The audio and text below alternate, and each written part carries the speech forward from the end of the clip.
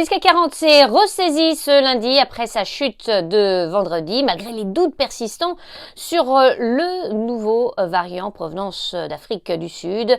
Parmi les valeurs qui se sont distinguées, on retrouve AXA. L'assureur a conclu une convention de rachat d'actions avec un prestataire de services d'investissement au terme de laquelle AXA s'engage à racheter ses propres actions pour un montant maximum d'1,4 milliard d'euros, conformément au terme de son programme de rachat d'actions approuvé par l'Assemblée générale des actionnaires en date du 29 avril 2021. On passe à Forestia. L'équipementier automobile a révisé à la baisse ses prévisions pour l'exercice en cours et anticipe désormais des ventes comprises entre 15 et 15,5 milliards d'euros contre environ 15,5 milliards d'euros précédemment indiqués. Dans le reste de l'actualité, Refin Scientifique, leader scientifique mondial des tests bioanalytiques, a annoncé le lancement d'un test PCR de dépistage contre le nouveau variant Omicron du Covid-19.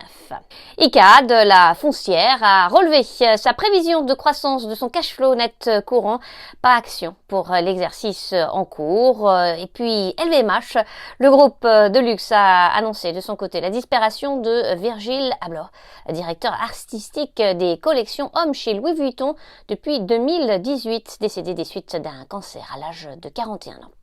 Mercialys, l'une des principales foncières françaises exclusivement présentes dans les centres commerciaux, a de son côté lancé une offre de rachat partiel de la souche obligataire d'un montant résiduel de 549,5 millions d'euros, arrivant à échéance en mars 2023. Enfin, Sartorius Stedim Biotech, un fournisseur de l'industrie pharmaceutique, développe ses activités en France et va y investir 100 millions d'euros à horizon 2025. À New York, Sabrina Cagliozzi pour Trading Central. Je vous souhaite une très belle fin de journée. À tous, à demain.